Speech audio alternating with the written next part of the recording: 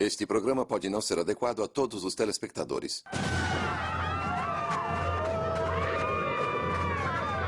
Sodoma e Gomorra. Mas qual exatamente era o comportamento imoral que provocou a ira de Deus? A Bíblia não deixa isso claro. Mas o conceito de pecado é apresentado quando Ló vai para a cidade.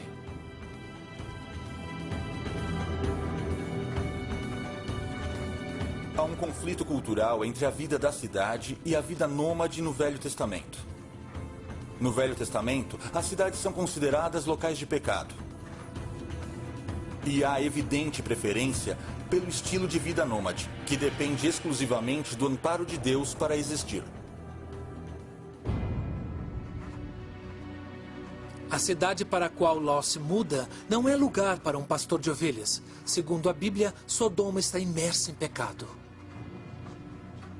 A Bíblia não diz precisamente qual é o pecado de Sodoma, só que era um lugar pecaminoso.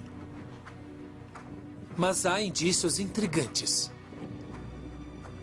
Em Gênesis 18, 19, está escrito que anjos disfarçados de homens visitam Ló. E enquanto estão na casa dele, homens de Sodoma querem manter relações sexuais com ele.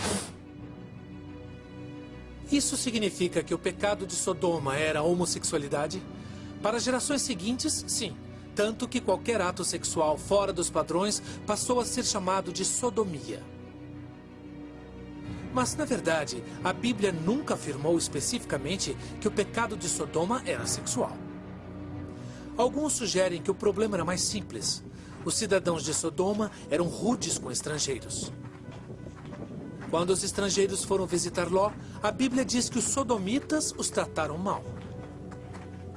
O grande pecado de Sodoma e Gomorra era a falta de hospitalidade. Eram pessoas que não gostavam de dividir, não se preocupavam em receber bem forasteiros, o que tinha grande valor bíblico. Os primeiros hebreus eram nômades que consideravam muito valioso o ato de compartilhar com outros viajantes no deserto. Esses grupos nômades teriam ficado surpresos com o egoísmo dos habitantes das cidades, um fenômeno novo na época que os historiadores chamam de Idade do Bronze.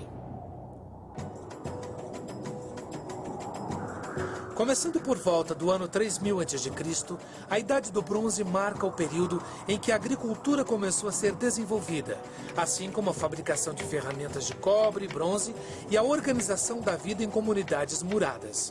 É o começo da civilização como a conhecemos. A descrição das cidades da Idade do Bronze ajuda a criar um cronograma que situa a narrativa bíblica entre o ano 3200 e o ano 1000 a.C. Mas, além do texto do Gênesis, não há muita informação para confirmar a história de Sodoma. Muitas coisas mencionadas no texto da Bíblia não têm base científica. Mas isso não significa que não transmitam algum tipo de verdade espiritual àqueles que as leem.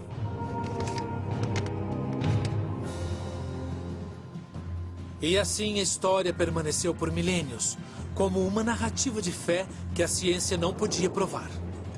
Mas no século XX, descobertas arqueológicas mostraram indícios surpreendentes de que a história bíblica poderia ser baseada em fatos.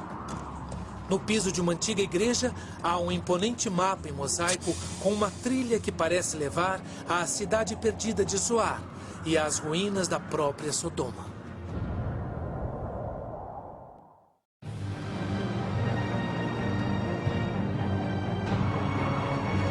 A Bíblia diz que duas cidades, Sodoma e Gomorra, eram locais de grande pecado e que Deus as destruiu com fogo vindo dos céus, varrendo-as do mapa. Por milhares de anos, a história dessas cidades só era encontrada nas páginas da Bíblia.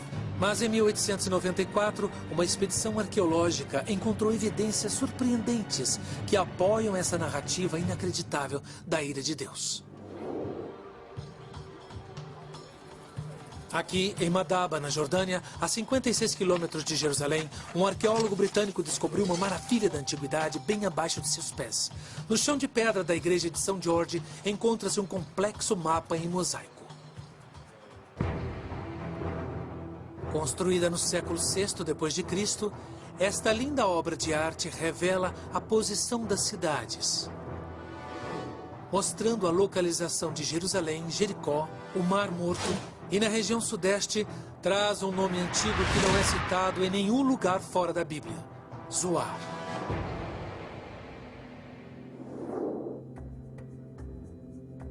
É a menor cidade bíblica da planície, a única cidade que Deus não destruiu segundo Gênesis. Finalmente, uma forte evidência de que uma das cidades bíblicas realmente existiu. Na verdade, o vilarejo existe até hoje, conhecido pelo nome medieval de Saf. Só quando o mapa de Madaba foi descoberto é que os historiadores se deram conta que Saf fica no mesmo lugar da antiga Zoar. E perto da cidade, no antigo mosaico, encontra-se outro enigma surpreendente, uma frase parcialmente apagada escrita em grego: o Santuário de Santo Ló, ou São Ló. Seria uma referência ao refúgio de Ló durante a destruição de Sodoma? Os arqueólogos seguiram a trilha do mapa, que os levou diretamente às ruínas de uma antiga igreja construída no século VII d.C. Os azulejos da ruína indicam a igreja como sendo o Santuário de São Ló. E os arqueólogos encontraram outro detalhe fascinante. A igreja tem uma nave central e duas laterais. E uma delas, a nave norte, tinha uma pequena caverna no final. A caverna parece coincidir com a descrição bíblica do abrigo de Ló, um refúgio no monte perto da cidade de Zoar. Esta caverna pode não ser a prova definitiva da história de Ló, mas é um forte indício. Duas fontes distintas do século VII interpretaram este local como o Santuário de São Ló. Então, acreditavam que Ló viveu nesta área, e isso é muito importante.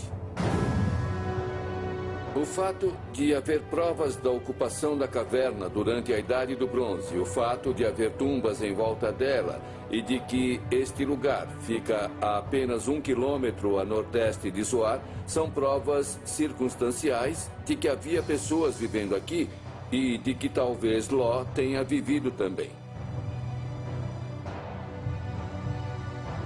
Mas se a história bíblica estiver correta, as ruínas de Sodoma devem estar perto das ruínas da antiga Zoar. Equipes de arqueólogos chegaram à mesma conclusão com resultados surpreendentes.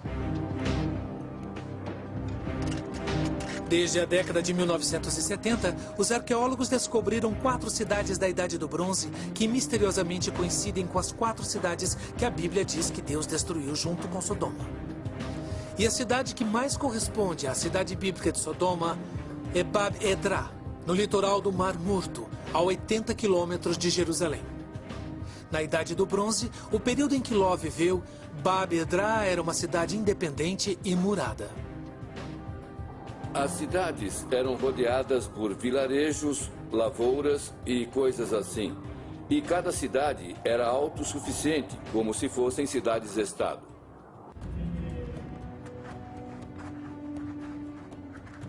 Em seu apogeu, Bab-edrá chegou a ter 1000 habitantes. Você estuda os artefatos das casas e começa a visualizar. Aqui era a cozinha, ali era a área de trabalho e aqui um saguão e outras coisas.